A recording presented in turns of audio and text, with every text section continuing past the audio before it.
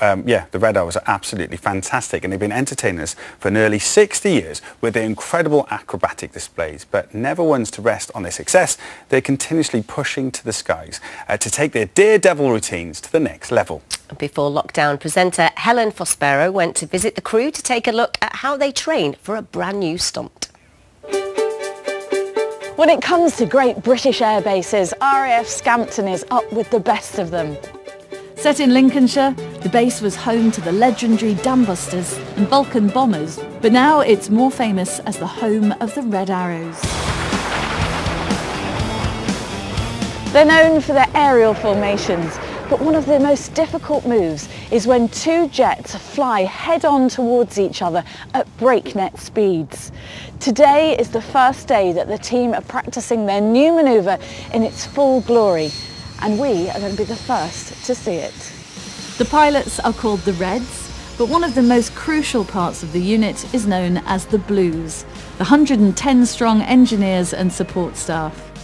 Natalie heads up part of the Blues and is responsible for making sure the Hawks take off and fly safely. Natalie, these jets are more than 30 years old, and yet the things the pilots are expecting them to do out there are phenomenal, aren't they? Yes.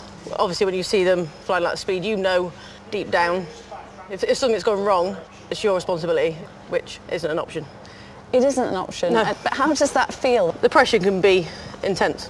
If someone's not happy with something, you stop and you reassess it. If you thought too hard, I guess you'd never sleep at night, would you? I'd never come to work. No, you wouldn't. So Callum, just tell me about the dye and how it gets into the aircraft. If you don't fill the pod properly, there's going to be not enough smoke for the display and it's going to be a disappointed crowd. There's no gauges, there's no way of telling apart from listening to the dye filling in the pod. There's a safety aspect for them flying, isn't there, with the smoke? How does that work? When they all break off, Red One will put his smoke on, can now follow him to wherever he is. Makes it a lot easier to see a little aircraft in the sky. It's not just the attention to detail maintaining the planes that's important. The pilots have to focus on every detail of their flight plan too. To even be considered for the Red Arrows, each pilot must have at least 1,500 hours of fast jet flying, have completed a frontline tour of duty, and have nerves of steel.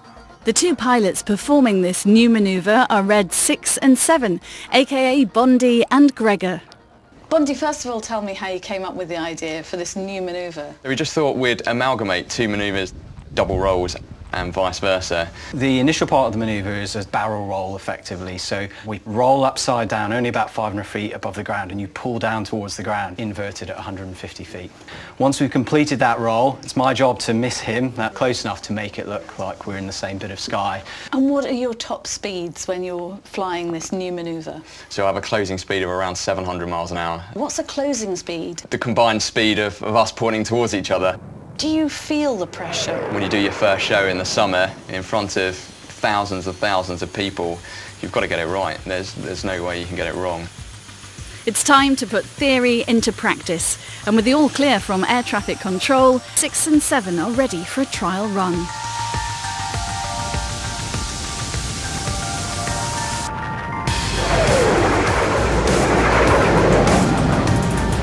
Squadron leader Martin Pert, or Red 1, is the leader of the Red Arrows.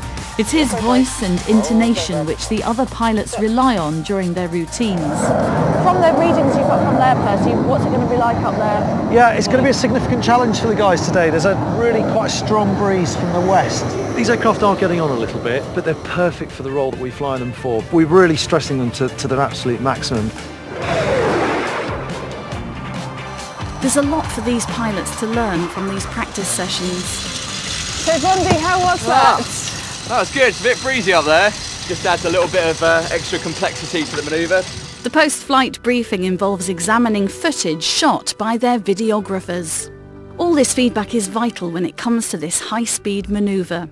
Are you feeling good about it and that you're on target with where you want to be at this stage? It's good to see the sort of final product from the initial paper drawings. Great today to get out there with smoke. You know, the guys downstairs did an amazing job to get that ready for us. What are you going to take away from today? We're going to work on just the coloured smoke change. At the moment it's not quite there, the timing's just a little bit awry. Gregor?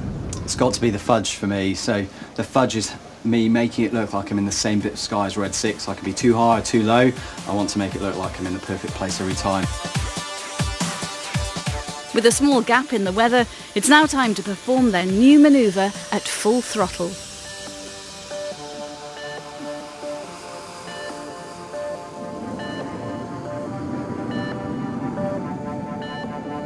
Echo brake, roll to inverted cross. Step. Step. Face on. Echo face on. Go. Echo roll. Go. That's fantastic. Felt like another decent run. I've got no point. 7 match. Felt like a good one. You can't really ask for more perfect a shape than what you're seeing above you.